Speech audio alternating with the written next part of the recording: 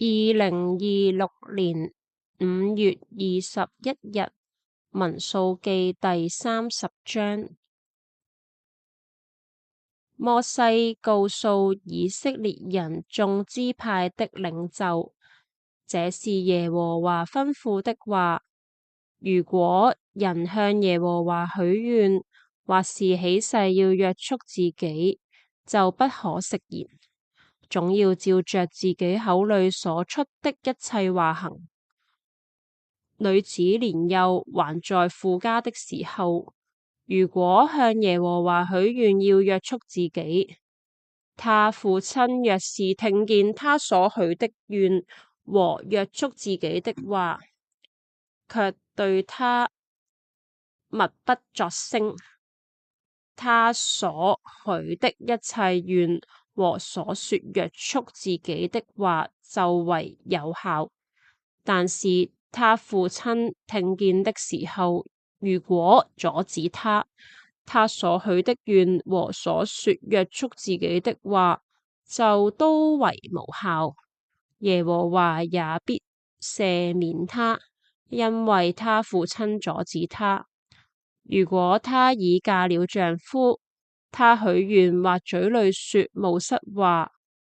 約束自己的時候，她丈夫聽見了，但在聽見的時候默不作聲，她所許的願和約束自己的話就為有效。但是她丈夫聽見的時候，如果阻止她，就算廢了她所許的願和她嘴裏所說約束自己的冒失話，耶和華也必赦免她。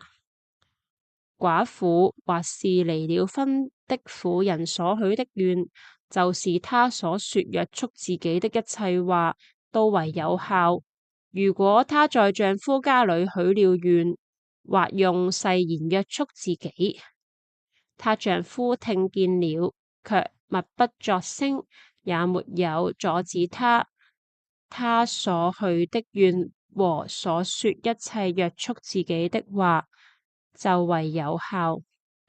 但是她丈夫聽見的時候，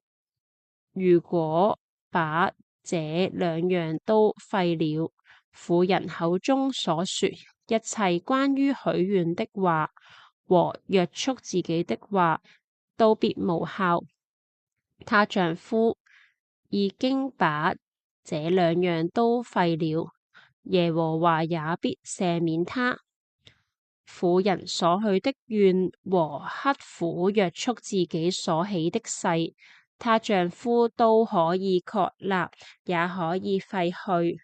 如果她丈夫天天向她默不作聲，那就算是確立她所許的願和所說約束自己的一切話，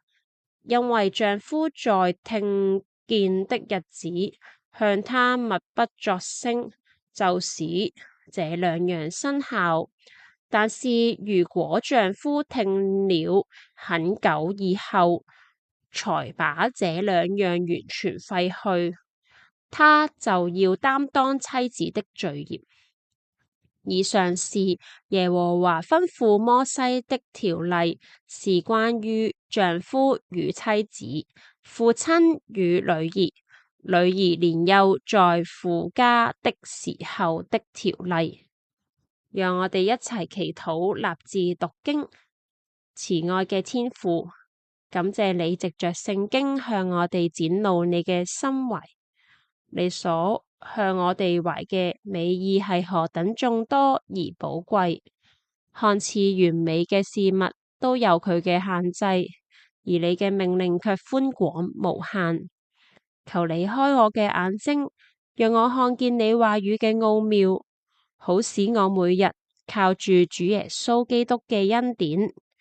喺聖靈嘅引導下，閱讀同埋思想你嘅話語，並且一心遵行，以致我更深刻認識你，更虔誠地愛你，更緊緊地跟隨你。奉主耶穌基督聖名祈求，阿門。